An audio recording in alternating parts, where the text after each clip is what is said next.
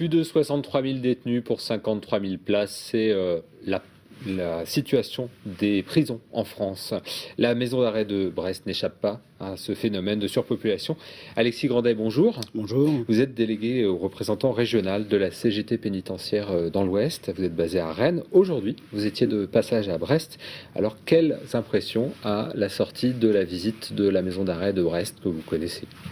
Oui, je la connais pour l'avoir visitée plusieurs fois et ça nous permet dans ce genre de visite, mais comme on peut le faire en ce moment dans tout le Grand Ouest, de faire un état des lieux avec les collègues sur les projets qui arrivent au niveau national et comment ils sont répercutés au niveau local. Et ça nous permet d'avoir une idée assez exacte des difficultés de nos collègues surveillants, quoi. Alors effectivement, 255 places théoriques, plus de 380 détenus aujourd'hui, c'est assez considérable. C'est à tel point considérable qu'on voit que nos collègues sont de plus en plus dans une souffrance au travail assez importante et on est assez inquiet. On va en parler. Juste, je vous propose de regarder un petit extrait d'une interview réalisée il y a 4 mois à l'issue d'une visite parlementaire de 2 députés du Finistère à la maison d'arrêt de Brest. Il faut toujours rappeler que dans notre code pénal, c'est l'encellulement individuel qui est prévu. C'est-à-dire que si nous devions respecter la loi à la lettre, et nous le devrions, il ne devrait y avoir qu'une seule personne par cellule. Ce n'est malheureusement pas le cas, pas plus à Brest qu'ailleurs. Mais disons aussi que la surpopulation n'est pas un drame simplement pour les détenus, elle l'est tout autant pour les personnels de la détention. Voilà, Jean-Jacques Leroy, donc député du Finistère, qui rejoint un peu votre propos. Finalement, comment les gardiens vivent la surpopulation ? Le souci, c'est qu'on a, par rapport à un ensemble de règles pénitentiaires européennes et la loi pénitentiaire, des missions qui nous tombent dessus régulièrement. Et à chaque impact d'une affaire médiatique, une réforme peut être contredite par une autre.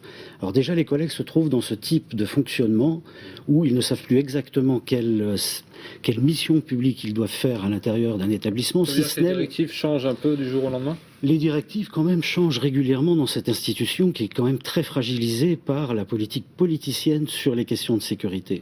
Et la politique politicienne, ça veut dire quoi ? Ça veut dire qu'en fonction des affaires, finalement, il y a des injonctions qui changent. Ça veut dire qu'à un moment donné, on peut être incarcéré et à un autre moment, on ne le sera pas pour une même affaire, une même nature d'affaire ? Un exemple, un seul. On a connu l'affaire Pornic qui a quand même défrayé la chronique, l'affaire Laetitia dernièrement, ou avant l'affaire Pornic, il y avait un cap qui était plutôt engagé sur les alternatives à l'incarcération. On mettait en place la loi pénitentiaire.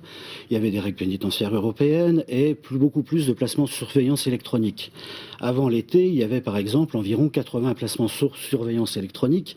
À la maison d'arrêt de Brest, c'est redescendu à 56.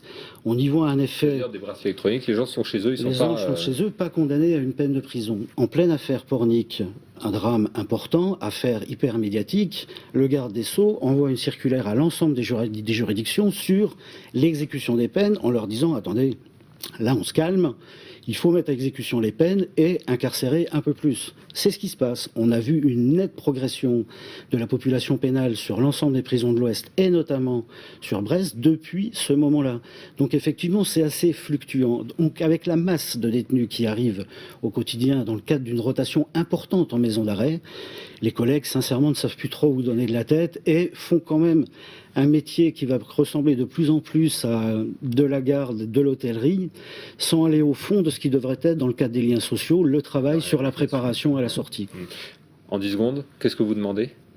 En 10 secondes, ce qu'on demande, c'est un frein sur les réformes. Revenons sérieusement à avoir une réflexion sur le sens de la peine et la politique pénale, sur quel travail doivent faire les collègues pour bosser, y compris sur le projet de sortie, pour accompagner la population pénale, pour pouvoir réinsérer quelqu'un et ne pas générer 60% de récidives, comme à l'heure actuelle, ça se fait dans ce pays, dans la fonction publique pénitentiaire.